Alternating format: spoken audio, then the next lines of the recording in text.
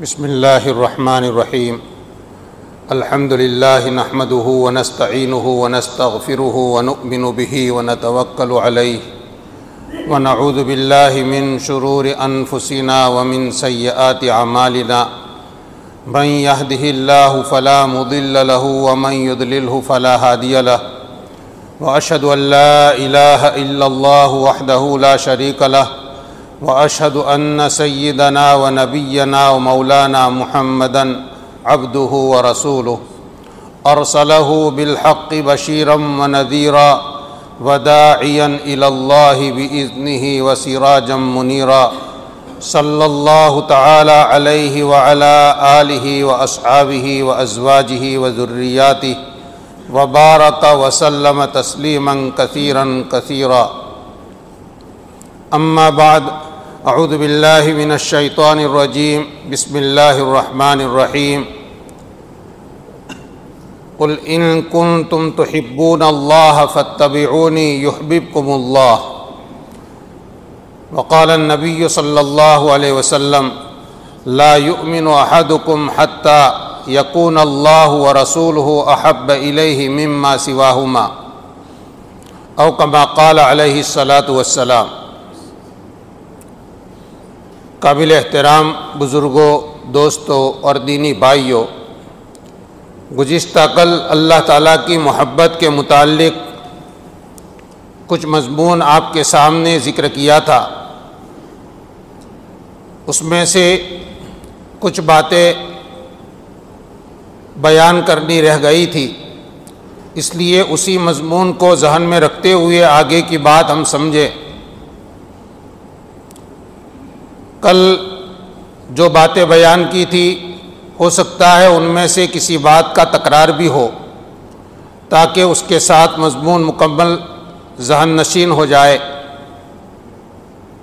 اللہ رب العزت نے جب اپنے بندوں کو اپنی معرفت عالم ارواح میں، یعنی ابھی ہمارا جسمانی وجود نہیں ہوا تھا، صرف دادا آدم علیہ السلام کو جسم اور ان کے جسم میں روح کو ڈالا گیا تھا، باقی تمام انسانوں کی روحوں کو نکالا اور ان روحوں کو اپنی ربوبیت کا سبق پڑھایا۔ اللہ رب العزت نے ان کے سامنے ایک سوال رکھا، الست بربکم۔ یہ سوال کیا تھا؟ اللہ رب العزت کے کلام کی تجلی تھی، اور اس کلام کی تجلی اور روشنی میں سب روحوں کو اللہ رب العزت کی ربوبیت نظر آئی اور سمجھ میں آ گئی۔ اسی پر انہوں نے سب نے جواب دیا، بلا، جی ہاں، کیوں نہیں، آپ ہمارے رب ہیں۔ یہ اپنی معرفت اللہ تعالیٰ نے اپنی پہچان کرا دی، ایک سبق پڑھا دیا۔ حضرت حکیم الامت تھانوی رحمۃ اللہ علیہ نے تحریر فرمایا ہے، جس کو حضرت کے خلیفہ حضرت شاہ عبد الغنی پھول پوری رحمۃ اللہ علیہ نے بڑی تفصیل سے اس کو واضح کیا ہے کہ جب ربوبیت کا سبق پڑھا دیا تو وہاں بات ختم نہیں ہوئی، ابھی بندہ اپنی عبدیت کو ظاہر کرے کہ میں خدا کا بندہ ہوں، میں خدا کا مطیع اور اس کی بات ماننے والا بندہ ہوں، اس کا نافرمان نہیں ہو، اس کا اظہار کرے، اس کا موقع آنا چاہیے تاکہ اللہ رب العزت کی طرف سے جتنے انعامات اور جتنی نوازشیں اس پر کرنی ہیں وہ کی جائیں۔ ظاہر بات ہے کہ اس کا موقع وہ عالم ارواح، روحوں کی دنیا نہیں، اس لیے کہ روحوں کی دنیا میں صرف روح ہے، وہاں خیر اور شر ابھی پیدا نہیں کیے گئے، وہاں صرف روحوں کی دنیا ہے۔ تو اس روحوں کی دنیا میں بندے کو احکامات کا مکلف بنایا جائے، بندے کو احکامات دیے جائیں، پھر اس کا امتحان لیا جائے اور کامیاب ہونے پر اس کو انعام دیا جائے۔ یہ امتحان کا وہ موقع ہی نہیں تھا، اس لیے کہ وہاں روح کے علاوہ بدن تو تھا نہیں، اعضائے بدن تھے نہیں، اور اعضائے بدن کے بغیر بندے کو مکلف کیسے کیا جاتا کہ نماز پڑھو، روزے رکھو اور یہ زکوٰۃ ادا کرو؟ مال ہے نہیں، زکوٰۃ کیسے ادا کریں گے؟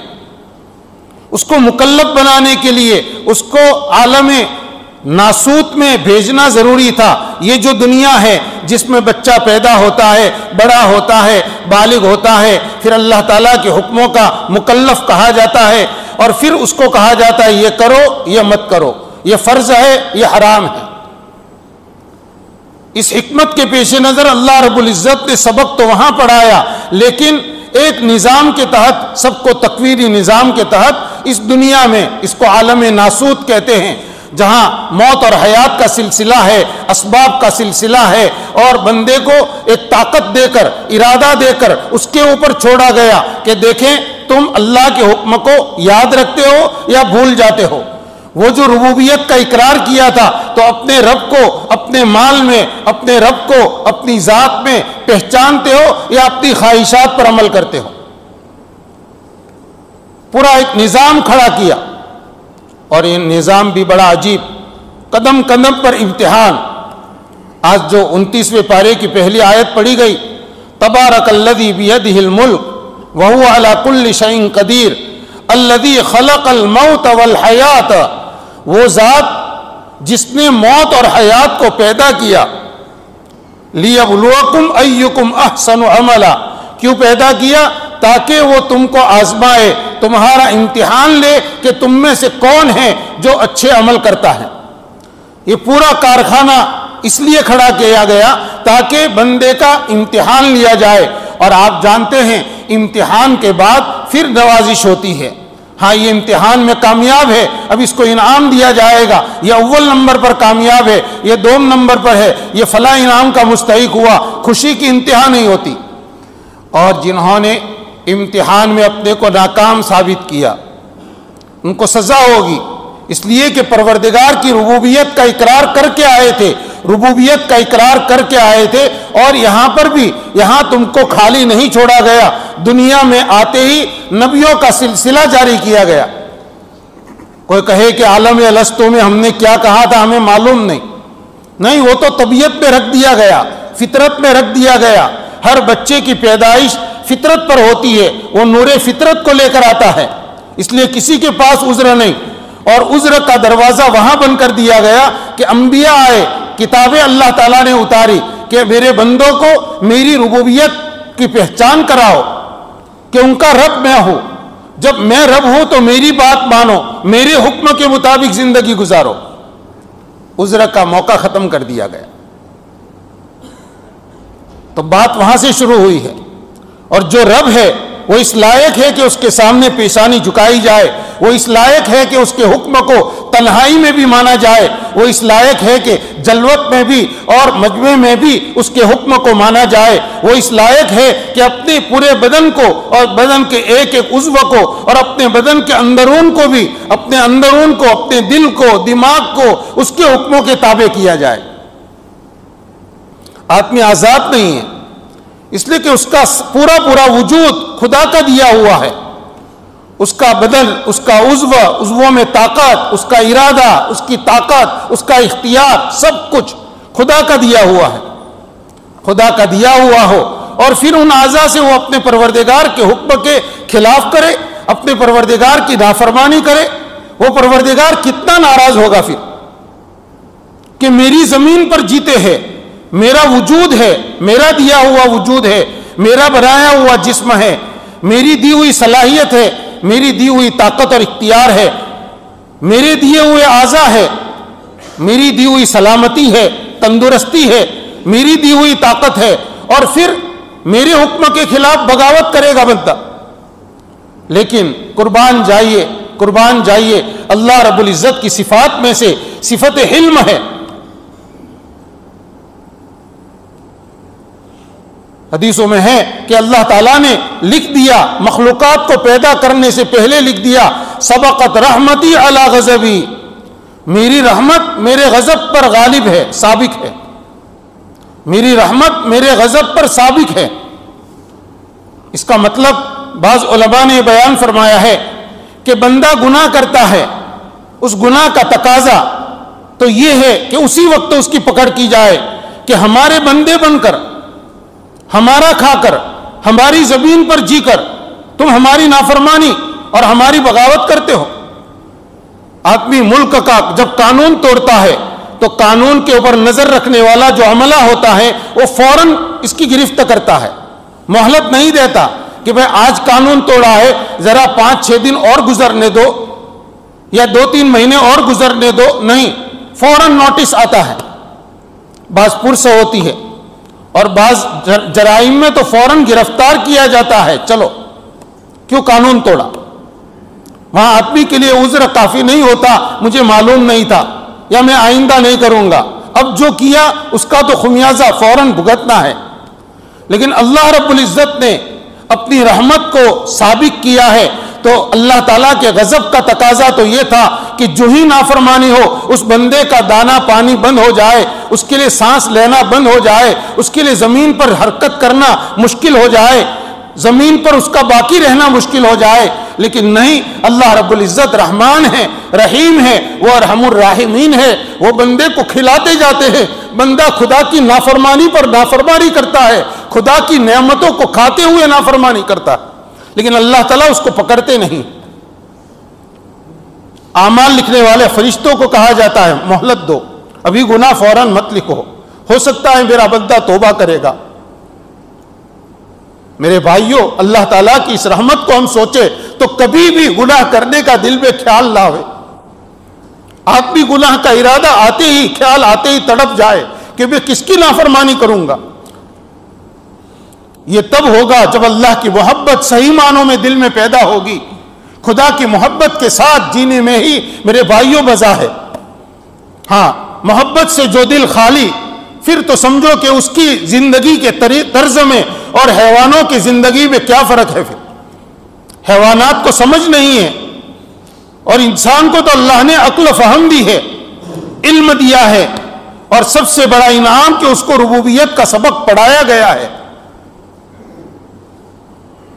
یہ اذانوں میں اللہ اکبر، یہ جو تکبیریں بلند کی جاتی ہیں میناروں پر سے، پورا دل، یہ کیوں؟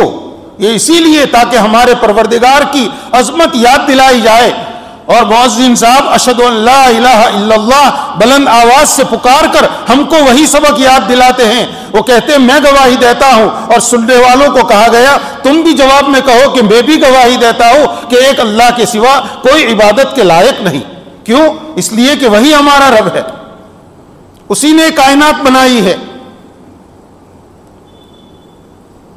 5 وقت کی نمازیں اسی لیے ہے کہ اس میں اللہ کی بڑائی، اللہ تعالیٰ کی کبریائی، اس کی شان الوہیت کو تازہ کیا جائے، یہ اسی لیے ہے، اس کو فرض کیا گیا۔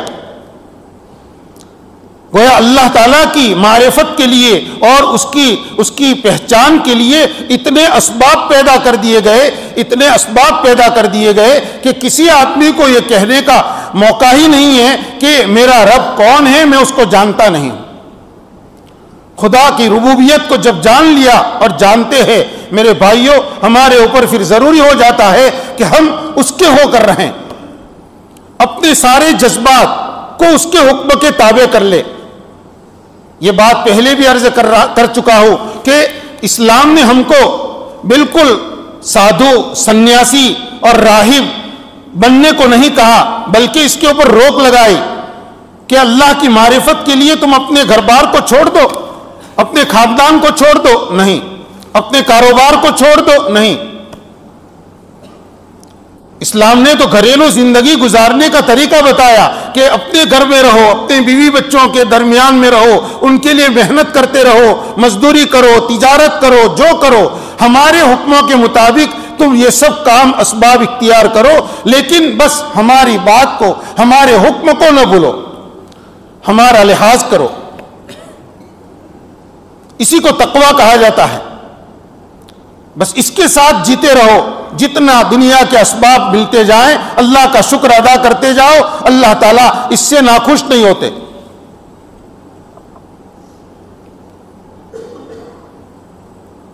جب محبت دل میں جگہ کر جاتی ہے تو اب بندے کی زندگی کا رخ بدل جاتا ہے اور اس کا طرز بدل جاتا ہے۔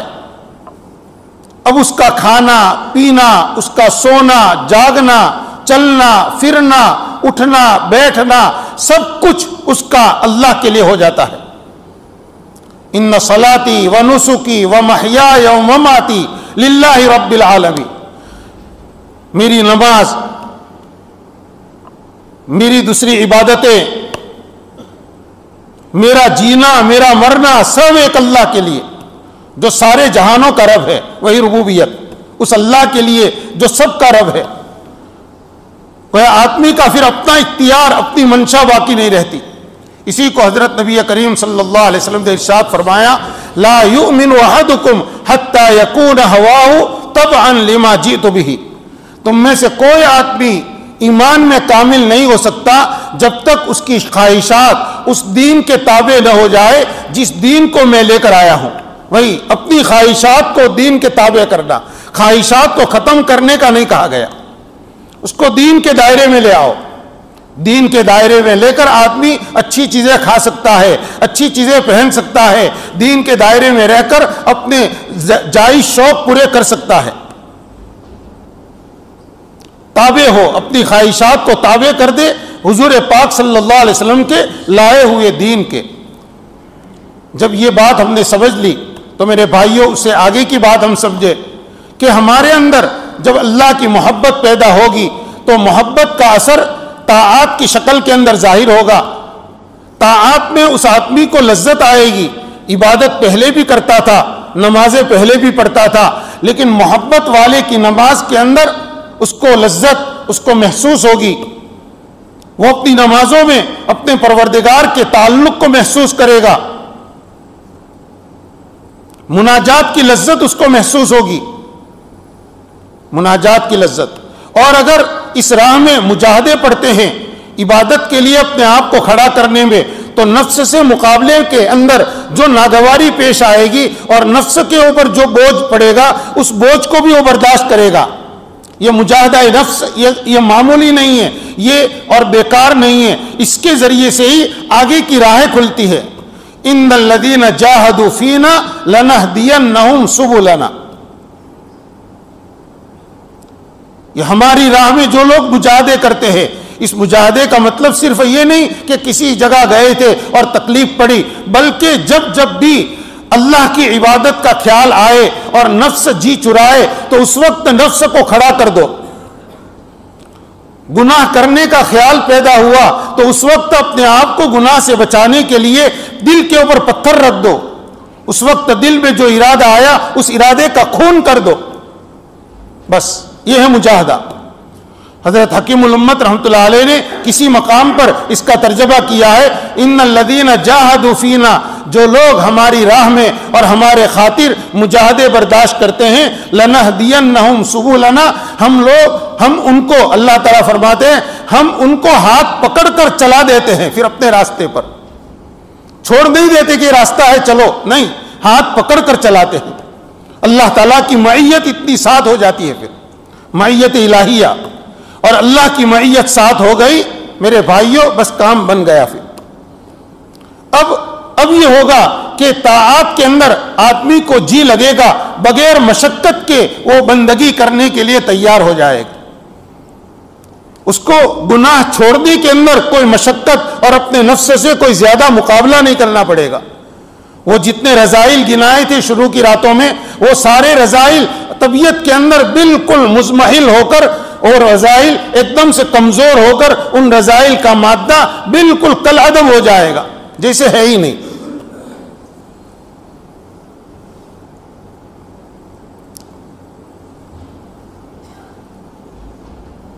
یہ ہے وہ مقام کہ آدمی کے دل میں خدا کا خوف پیدا ہوگا، خدا کے وعدوں کے اوپر امیدیں پیدا ہوگی، اور یہ خدا کا خوف اور امیدیں، یہ دو چیزیں آدمی کو ایک حفاظت کے پہرے کے اندر رکھے گی، جس کے نتیجے میں اب گناہ کے اسباب اس کے سامنے کتنے بھی ہو اور گناہ کا کیسا بھی اس کے سامنے ماحول ہو، لیکن وہ شخص کبھی بھی گناہ کی طرف قدم نہیں بڑھائے گا۔ اللہ تعالیٰ اس کے اندر وہ طاقت اور وہ ہمت پیدا فرمائیں گے کہ اپنے نفس کی وہ بالکل صاف مخالفت کر دے گا، دل میں جو خیال آیا اس کی ذرہ پرواہ نہیں کرے گا۔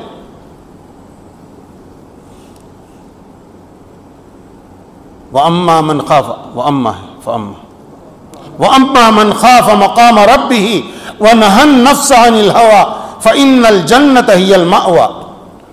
جو آدمی اپنے پروردگار کے سامنے کھڑے ہونے سے ڈرے، اس کا استحضار اس وقت کو ہر جگہ ہوگا، وہ بازار میں ہے، شادی میں ہے، وہ کسی بھی تنہائی کے اندر ہے، اس کے سامنے ہوگا کہ مجھے اپنے پروردگار کے سامنے کل کھڑا ہونا ہے. جو اپنے پروردگار کے سامنے کھڑے ہونے سے ڈرا اور اپنے نفس کو خواہش سے روکا، یہ وہی نفس کو خواہشات سے روکنا، اس کے لیے جنت ٹھکانہ ہے. اسی کو تقویٰ کہتے ہیں، ایسے آدمی کو متقی کہتے ہیں، اور متقین کے لیے اللہ تعالیٰ نے جنت کے اعلیٰ مقامات تیار کر رکھے. ان للمتقین مفازا حدائق. میرے بھائیوں، یہ مقام حاصل کرنا کوئی مشکل نہیں ہے. الدین یسر، دین بہت آسان ہے. اور قربان جائیے، ہمارے پیارے نبی صلی اللہ علیہ وسلم نے تو ہم کو یہ ہدایت کے اتنے آسان راستے بتائے. صراط مستقیم جس کو کہتے ہیں، صراط مستقیم جو ہوتا ہے وہ آسان بھی ہوتا ہے، مختصر بھی ہوتا ہے. سیدھا راستہ، سیدھی لکیر جو ہوتی ہے وہ شارٹ ہوتی ہے، اس میں کوئی کجی نہیں ہے.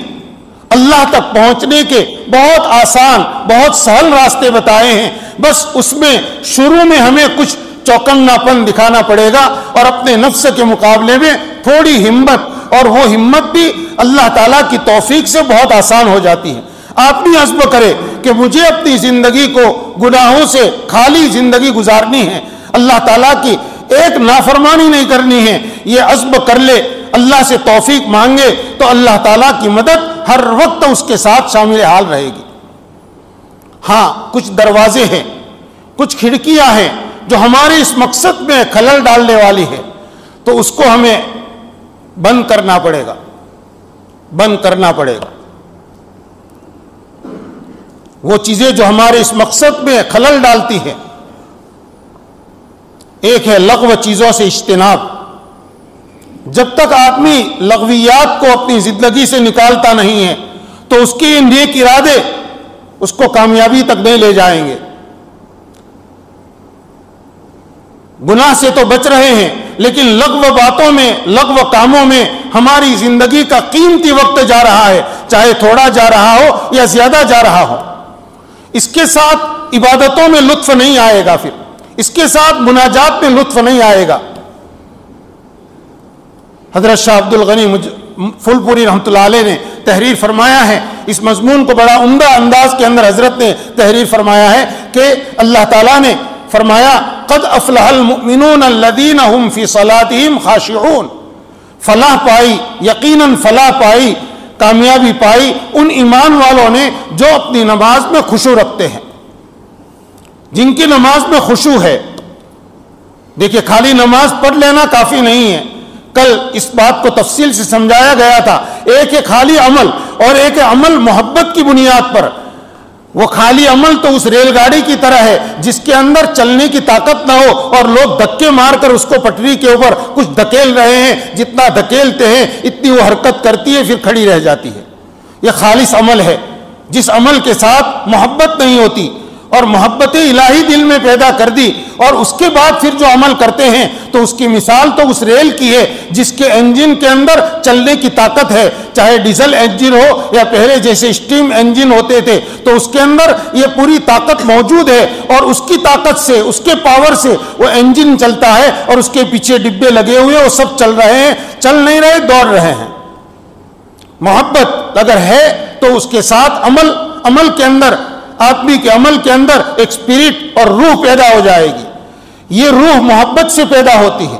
تو اعمال کے اندر نماز کی روح خشوع ہے، اور خشوع میرے بھائیوں کچھ محنت کر کے لانا پڑتا ہے. ہماری جو غفلت والی نماز ہے، جلدی جلدی مسجد میں آنا، باتیں کرتے ہوئے مسجد میں آنا، مسجد میں پہنچ کر بھی باتیں جاری رہنا، اور بغیر کسی استحضار کے نیت باندھ کر سلام تک ہم مختلف خیالات میں اپنی نماز کو پوری کر لیں، یہ خشوع والی نماز ایسے نہیں بنتی. حضرت مولانا محمد بدزور صاحب نعمانی رحمۃ اللہ علیہ کا چھوٹا سا رسالہ ہے، دوپہر کو 11 بجے کی مجلس میں الحمدللہ اس کا کچھ اہم مضامین سنائے جا رہے ہیں. نماز کی حقیقت نماز. اس میں بس یہی طریقہ بتایا ہے کہ ہم نماز کے لیے جب اذان ہو اس وقت سے تیار ہو جائیں، نماز کی طرف، اللہ تعالیٰ کی کبریائی کی طرف متوجہ ہو جائیں کہ اعلان ہو رہا ہے۔ مؤذن صاحب اپنی طرف سے نہیں کر رہے ہیں، مؤذن صاحب گاؤں والوں کی طرف سے نہیں کر رہے ہیں، بلکہ یہ اعلان مؤذن صاحب اللہ کے نبی صلی اللہ علیہ وسلم کے حکم پر کر رہے ہیں، اللہ کے دربار میں بلا رہے ہیں۔ اسی لیے کلمہ شہادت پڑھتے ہیں، وہ توحید کی شہادت، رسالت کی شہادت کا اعلان کرتے ہیں، پھر کہتے ہیں حی علی الصلاح حی علی الفلاح۔ اس وقت سے بندے کی توجہ اللہ تعالیٰ کی طرف ہو جائے، اذان ہوتے ہی اپنے کاموں کو روک دے اور اس کی طرف متوجہ ہو کر اب اپنا قدم مسجد کی طرف بڑھائے، اور جب مسجد کی طرف چلے تو اس کا استحضار ہو، وہ منظر سامنے ہو کہ جب قیامت کے دن دوسرا سور پھونکا جائے گا، ہر آدمی اپنی قبر سے کھڑا ہوگا اور سب میدان محشر کی طرف جا رہے ہوں گے۔ سب کے سامنے بس یہ ہے کہ اپنی زندگی کا حساب دینے جا رہے ہیں۔ اس بات کا دھیان کرتے ہوئے مسجد کی طرف چلے کہ ابھی اعلان ہوا، جیسے سب لوگ اپنے اپنے گھروں سے، بازار سے مسجد کا رخ کر رہے ہیں، قیامت کے دن جب دوسرا سور پھونکا جائے گا، ہر بندے کو، نیک ہو کہ بد، ایمان والا ہو یا کافر، ہر ایک کو اپنی قبر سے اٹھ کر اللہ کے دربار میں حاضر ہونا ہے۔ اس استحضار کے ساتھ مسجد میں جائے، وضو کرے تو وضو میں بھی اعضائے بدن میں سے جون سا عضو دھو رہے ہیں وہاں سے گناہ دھل رہے ہیں، اس استحضار کے ساتھ وضو کرے، وضو غفلت کے ساتھ نہ کریں۔ گویا ہم ظاہر کو پانی سے پاک کر رہے ہیں، لیکن اللہ تعالیٰ میرے اس عضو کے کیے ہوئے گناہوں کو دھو رہے ہیں۔ اور مسجد میں جب آئے تو اللہ کے دربار میں حاضر ہوا ہوں اس دھیان کے ساتھ اور بڑے استحضار کے ساتھ اللہ اکبر کہے۔ یہ خشوع کے معنی بیان کیے گئے ہیں کہ آدمی اللہ تعالیٰ کی عظمت کے سامنے پورا دب جائے کہ میں کچھ نہیں ہوں، میں سراپا تقصیر، میرے اندر سوائے گناہ کے، گندگی کے کچھ نہیں، اور اللہ تعالیٰ مالک الملک ذوالجلال والاکرام، وہ خالق اور میرا رب ہے، وہ سب سے بڑا ہے۔ اس کی بڑائی کو سوچ کر خود دب جائے اور پھر اللہ اکبر کہے۔ اس کا کھڑا رہنا بھی، چاہے وہ کھڑا ہے لیکن اللہ تعالیٰ کی عظمت کے سامنے گویا بالکل دبے ہوئے کھڑا ہے وہ۔ اسی لیے ہے کہ نماز میں ادھر ادھر متوجہ مت ہو، نماز میں اپنے ہاتھوں کو ادھر ادھر کھجالنے میں اور دوسرے کاموں میں مت لگاؤ، نگاہ کو بالکل نیچے سجدے کی جگہ پر رکھو، تب جا کر یہ خشوع ظاہر ہوگا۔ رکوع کرے تو بھی یہ استحضار ہو کہ میں اللہ کی عظمت کے سامنے دب کر رکوع کر رہا ہوں، اور سجدے میں جائے تو یہ سمجھے کہ میں ایک حقیر کیڑا ہوں جو زمین کے اوپر سمٹ کر میں پڑ گیا ہوں، وہ ناپاک سا گندگی کا کیڑا اپنے آپ کو سمجھے اور کہے کہ یہ سمجھے کہ میں اللہ کی عظمت کے سامنے اور اس کی بلندی کے سامنے میں کچھ نہیں۔ اسی لیے سجدے کی حیات یہ ہے کہ اپنے بدن کے پھیلاؤ کو سکیڑ دیا جاتا ہے، آدمی اپنی لمبائی کو بھی بہت کم کر دیتا ہے، اس طرح سجدہ کرے، سجدے میں جانا، سجدے سے اٹھنا بس اسی عظمت کے استحضار کے ساتھ ہو۔ یہ خشوع جن کی نماز میں ہے، ایسے نمازیوں کے لیے، ایسے ایمان والوں کے لیے اللہ تعالیٰ نے کامیابی کا اعلان فرمایا ہے، قد افلح المؤمنون الذین هم فی صلاتهم خاشعون۔ لیکن اتنا ہی نہیں ہے، آگے اللہ تعالیٰ فرماتے ہیں والذین هم عن اللغو معرضون۔ اس سے یہ بات سمجھائی گئی ہے کہ خشوع انہی لوگوں کو نصیب ہوگا جو اپنے آپ کو لغویات سے بچاتے ہیں، لغو چیزوں سے، لغو یعنی بے فائدہ کام، بے فائدہ باتیں، بے فائدہ کی مجلسیں، اس سے جو بچاتے ہیں، اعراض کرتے ہیں۔ تو حضرت شاہ عبد الغنی صاحب پھول پوری رحمۃ اللہ علیہ نے لکھا ہے کہ جو شخص لغو سے اپنے آپ کو بچائے گا وہی شخص نماز کے خشوع کی دولت سے بہراور ہوگا۔ اگر لغو کام جاری ہے اور پھر ہم تمنا کریں کہ ہماری نماز خشوع والی نماز ہو اور اس نماز کے اوپر ہم کو فلاح اور کامیابی ملے، میرے بھائیوں ہمیں اس مقصد کے اندر کامیابی ملنا مشکل۔ حضرات صحابہ کرام کی نماز کے جو واقعات ہم حیات الصحابہ، حکایات الصحابہ میں پڑھتے ہیں، اذان سنتے ہی ان کے چہرے کا رنگ بدل جاتا تھا، اللہ اکبر کہتے ان کے بدن پر لرزہ طاری ہوتا تھا، اور نماز میں جو کچھ سنتے تھے قرآن پاک سننے پر کبھی تو ان کے اوپر گریا اور بکا طاری ہوتا تھا، کسی کی تو چیخیں نکلتی تھی۔ یہ وہی خشوع والی نماز تھی۔ صحابہ کرام نے یہ عظمت اور محبت کے سبق پیارے نبی صلی اللہ علیہ وسلم سے پورے سیکھے تھے، جس کے نتیجے میں صحابہ کی زندگی کے اندر اللہ تعالیٰ کی محبت کے جلوے ان کی زندگی کے ہر پہلو میں نظر آتے۔ تجارت میں بھی اللہ کی محبت غالب ہے۔ رجال لا تلہیہم تجارت ولا بیع عن ذکر اللہ، ایسے مرد ایسے لوگ ہیں یہ کہ ان کو تجارت اور سودا سلف اللہ کی یاد سے غافل نہیں کرتی۔ مدینہ منورہ میں بازار تھا، تجارت کرتے تھے، یہ تجارت کے لیے باہر جاتے تھے، ان کے کھیت تھے، باغات تھے، سب کچھ کرتے تھے، لیکن ان سب کے اندر رہ کر اللہ کی یاد سے غافل نہیں۔ یہ خدا کی محبت، اللہ کی محبت سے غافل نہیں۔ ان کی تو تجارت، ان کی بیع و فروخت تو ان کو اللہ کی یاد سے غافل نہیں کرتی تھی، اور افسوس کہ آج خود بولنے والا بھی اس میں بھائیوں مبتلا ہے۔ آپ برا نہ مانیں کہ مسجد میں آ کر بھی ہم کو اللہ یاد نہیں آتے، پوری 4 رکعت ہو جاتی ہے، اللہ یاد نہیں آتے، ہمارا ذہن وہی دوسرے خیالات میں مگن ہے۔ وہ اپنے بازار میں اللہ کو بھول نہیں رہے، تو ان کی نمازوں کا کیا حال ہوگا، پھر ان کی تنہائیوں کا کیا حال ہوگا۔ صحابہ کرام نے جب اللہ تعالیٰ کی محبت کے سبب پڑھے تھے، جس کے نتیجے میں ان کے اندر 3 صفات خاص طور پر، صفات تو ہزاروں ہیں جو ایمانی صفات ان میں پیدا ہوئی، لیکن محبت الہی کی بنیاد پر ان کے اندر ان کی جو خاص صفات بیان کی ہے قرآن نے، پہلی تو یہ کہ ان کے دل کے اندر خدا کی محبت پیدا ہونے کے نتیجے میں ان کے اندر ہر باطل چیز سے نفرت پیدا ہو گئی۔ جس کفر شرک میں وہ برسوں مبتلا تھے، صحابہ میں بہت سے تھے کفر شرک کی زندگی گزار رہے تھے، پھر ایمان کی دعوت ان کے سامنے پیش کی گئی تو انہوں نے ایمان قبول کیا۔ اب ایمان ایسا قبول کیا ہے کہ ان کو کفر سے، شرک سے اور کفر کرنے والوں سے ایسی نفرت کہ اگر ان کو آگ میں ڈالا جائے یہ ان کو پسند ہے، لیکن کفر کی طرف لوٹنا پسند نہیں ہے۔ مکی دور میں جن حضرات صحابہ نے ابتدا میں اسلام قبول کیے اور کمزور طبقے سے تعلق رکھتے تھے، کمزور خاندانوں سے تھے یا غلامی کی زندگی گزار رہے تھے، ان پر کیا ظلم کے پہاڑ نہیں توڑے گئے۔ ایک آدمی نہتا بے بس آدمی ہے، اس کا کوئی خاندان نہیں ہے، وہ غلام ہے، اور اس پر کتنے چودھری جمع ہو کر اس پر ظلم کر رہے ہیں، اس کی پٹائی کر رہے ہیں، لیکن ان کی زبان، ان کے دل میں خدا کی محبت پیدا ہو گئی تھی، یہ عہد عہد کا نعرہ لگا رہے۔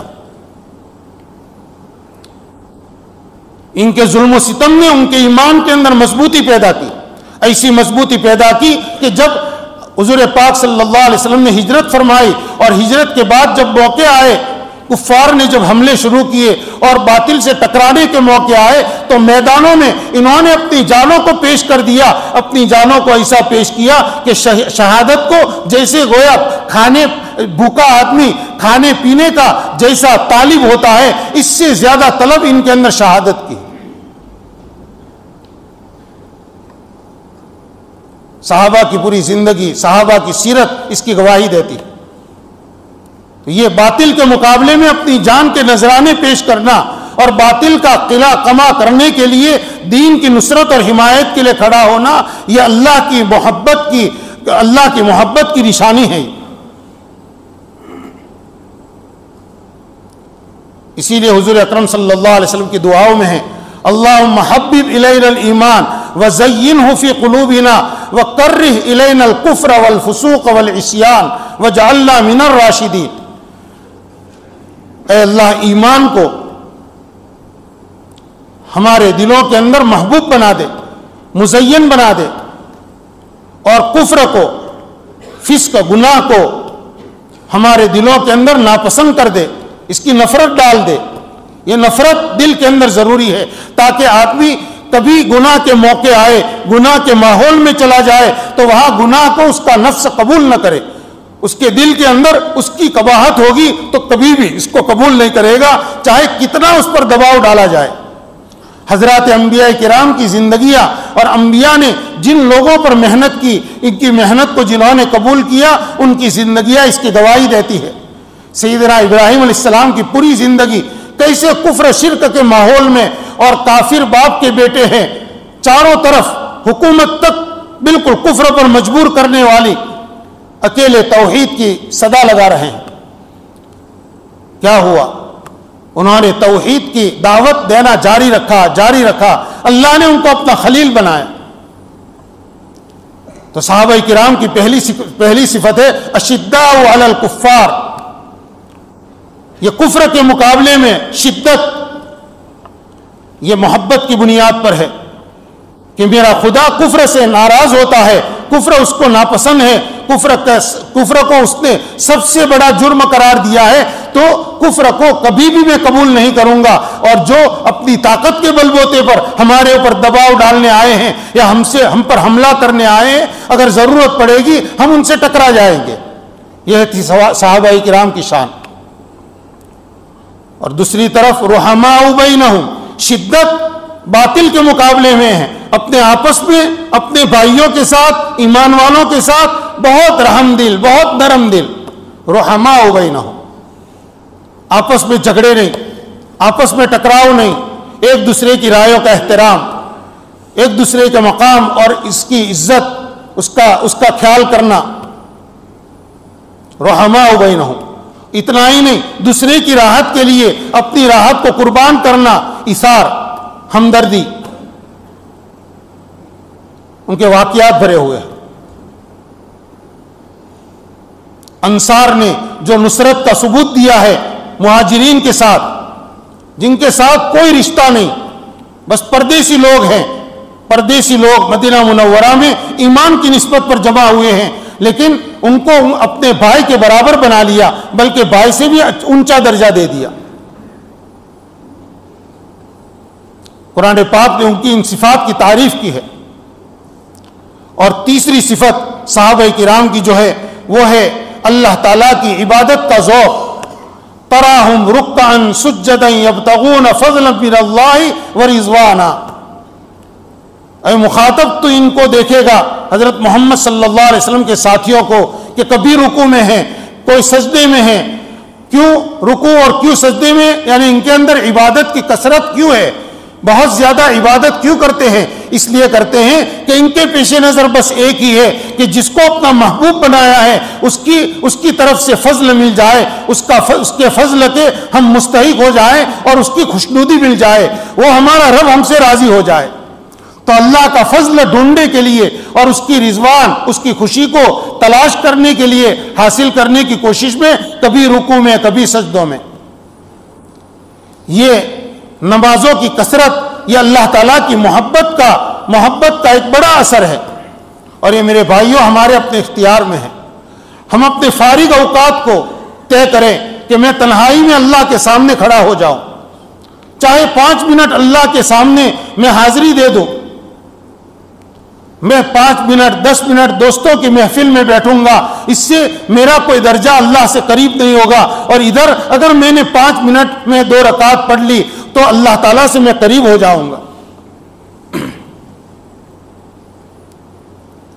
حدیث شریف میں ہے کہ بندہ میرا قرب فرض نمازوں سے جتنا حاصل کرتا ہے کسی اور عمل سے حاصل نہیں کرتا، اسی لیے فرض نمازیں فرض ہے، اس کے چھوڑنے پر بڑی وعید ہے، سخت وعید ہے کہ یہ بندے کے حق میں گویا اللہ تعالیٰ نے بندے کی خیر خواہی میں ضروری قرار دیا کہ اس کو تو کرو ہی۔ جیسے چھوٹا بچہ نادانی میں اگر غذا نہیں کھاتا، خوراک نہیں کھاتا، اور اس کی وجہ سے اس کے اندر کمزوری آنے کا اندیشہ ہے، تو اس کی ماں اس کو مار کر کھلاتی ہے، نہیں کھانا پڑے گا۔ ماں ہے، شفیق مہربان ہے، اور اس کو مار رہی ہے، وہ رو رہا ہے، لیکن اس پر ظاہر میں تو گویا ظلم اور سختی کی جا رہی ہے، لیکن اس لیے کہ یہ اس کے جسم کے لیے ضروری ہے، اس لیے قربان جائیے، ہمارے رب نے ہمارے اوپر عبادت کی ایک مقدار کو، 5 وقت کی نمازوں کو، رمضان کے مہینے کے روزوں کو، اسی طرح سے صاحب نصاب پر زکوٰۃ کی مقدار کو اور صاحب استطاعت پر حج کو زندگی میں فرض کیا، اس لیے تاکہ اس کے ذریعے سے تو اللہ کا جتنا قرب ہو ایک بندے کو، خدا کے بندے کو لینا چاہیے، اتنا تو اس کو ملنا ہی چاہیے، نہیں تو اس کو دھمکی دی گئی یہ عذاب ہوگا، یہ ہوگا۔ اللہ کے قرب کا سب سے مؤثر ذریعہ فرائض ہے، اس لیے میرے بھائیوں فرض نمازوں کا اور دوسرے جتنے فرائض ہیں ان کا ہم بڑا اہتمام کریں اور یہ سمجھیں کہ یہ فرائض تو مجھے ایک ایک رکعت اور رکعت کا ایک ایک رکوع اور سجدہ مجھے اللہ سے قریب کر رہا ہے۔ اس کو بڑے جذبے کے ساتھ اور والہانہ انداز میں ہم ان نمازوں کے اوپر محنت بھی کریں، نمازوں میں خشوع پیدا کریں اور نمازوں کو ادا کرنے کی کوشش کریں۔ دوسرا اللہ کے مقرب بننے کا دوسرا ذریعہ جو اسی حدیث کے اندر آگے بیان کیا گیا ہے، اللہ تعالیٰ فرماتے ہیں کہ بندہ وما یزال عبدی یتقرب الی، حدیث قدسی ہے کہ بندہ میری طرف برابر قریب ہوتا جاتا ہے، یعنی فرض نمازیں پڑھ کر دوسرے اعمال کر کے قریب ہوتا جاتا ہے، لیکن نوافل کے ذریعے سے وہ میرا قرب برابر حاصل کرتا ہے، اتنا قرب حاصل کرتا ہے کہ میں اس سے محبت کرنے لگتا ہوں۔ دیکھیے بندے نے اللہ سے محبت کی اور محبت کے نتیجے میں اس کے دل میں عبادات کا ذوق پیدا ہوا اور اس عبادات کے ذوق سے وہ اللہ کا قریب ہوتا گیا تو اللہ تعالیٰ فرماتے ہیں میں اس کو محبوب بنا دیتا ہوں۔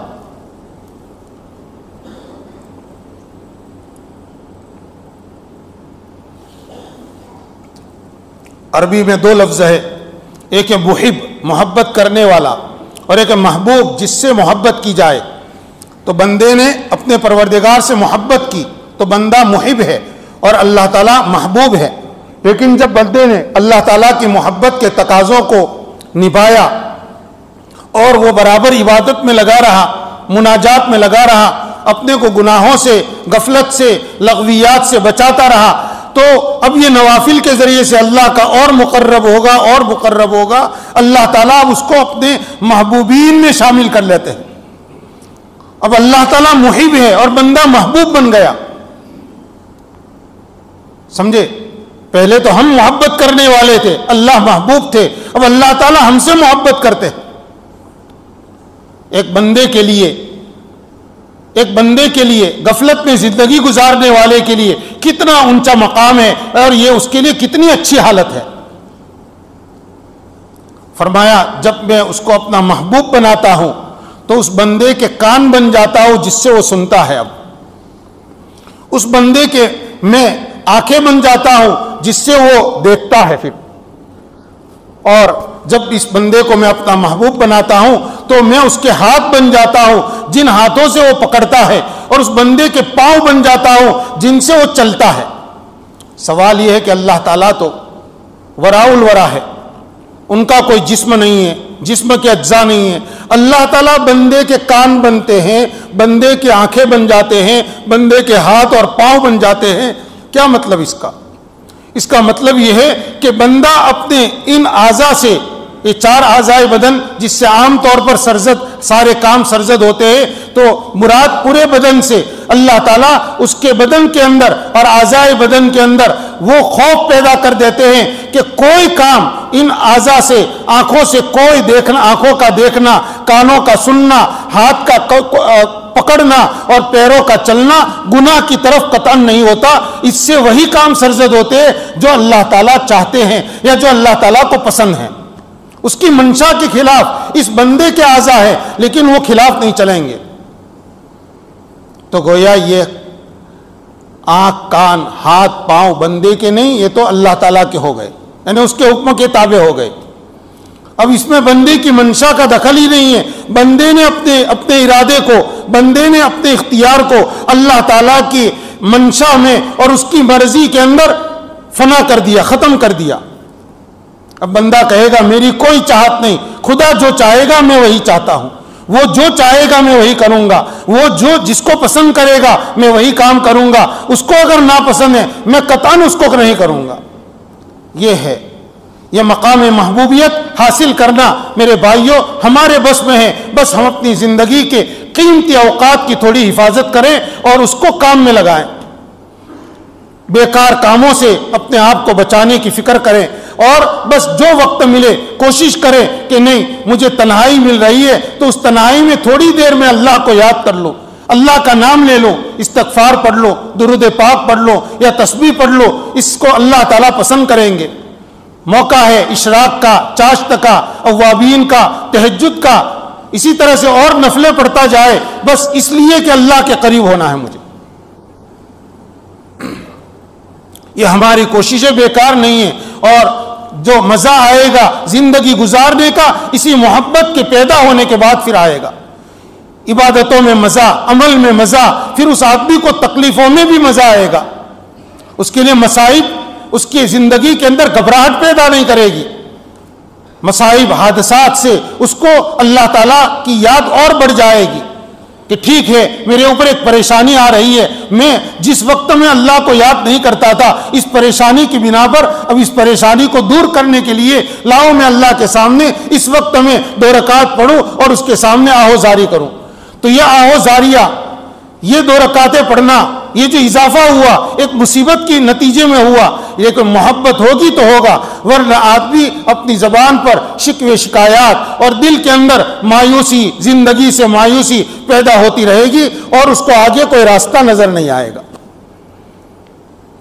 اس لیے میرے بھائیوں بس اس کی کوشش کرنا، میں نے جو آیت، جو میں نے حدیث شروع کے اندر پڑھی، گزشتہ کل بھی اس کی تلاوت کی تھی، اللہ کے نبی صلی اللہ علیہ وسلم فرماتے ہیں تم میں سے کوئی آدمی کامل ایمان والا نہیں ہو سکتا جب تک کہ اس کے نزدیک اللہ اور اس کے رسول ما سوا سے، یعنی ان دونوں کے علاوہ تمام چیزوں سے زیادہ محبوب نہ ہو جائیں۔ اللہ کی اور اس اللہ کے رسول کی محبت دل میں غالب ہے، اللہ اور رسول کے علاوہ سے تو ہی ایمان کے اندر کمال پیدا ہوگا، اور ایمان کے کمال کا مطلب یہی ہے کہ جب محبت پیدا ہوئی تو اللہ کی عظمت پیدا ہوئی، اب اطاعت کا جذبہ پیدا ہوا، اب گناہوں سے، نافرمانی سے نفرت پیدا ہوئی، اور یہی میرے بھائیوں پوری زندگی، پوری شریعت اور پورے دین کا حاصل ہے۔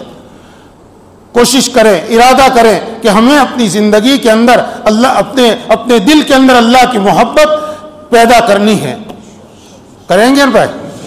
اور اس کے ساتھ اپنے بارے میں چوکناپن، ہمت، اپنے ارادے کو، اپنے ہمت کو کام میں لانا گناہوں سے بچانے پہ، اور اپنے ارادوں کا ذرا رخ موڑ دے اللہ تعالیٰ کی عبادت کی طرف، اس کی یاد کی طرف، بس محبت آتی جائے گی، پیدا ہوتی جائے گی، اور ادھر اللہ تعالیٰ کا قرب حاصل ہوتا جائے گا، اور یہی زندگی ہے جو اصل زندگی ہے، اسی کو اللہ تعالیٰ پسند فرماتے ہیں۔